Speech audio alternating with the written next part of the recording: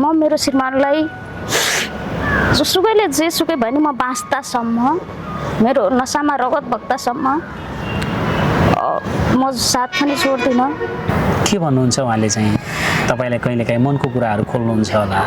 हजुर, उहाँले भन्नुहुन्छ मेरो लागि त भगवान होस् भन्नुहुन्छ। मेरो लागि भगवान होस्, यदि तेरो ठाउँमा अरू श्रीमती भइदिएको भए मलाई छोडेर जान्थे भन्नुहुन्छ। एकचोटि बिरामी हुँदा यहाँबाट हिँडेर बबई गाउँपालिका जानुभयो, जहाँ चाहिँ फुरुन्धारा बिरामी भएर। त्यस पछाडि त्यहाँबाट हिँडेर घरती गाउँ जानुभयो। कस्तो भएको थियो होला।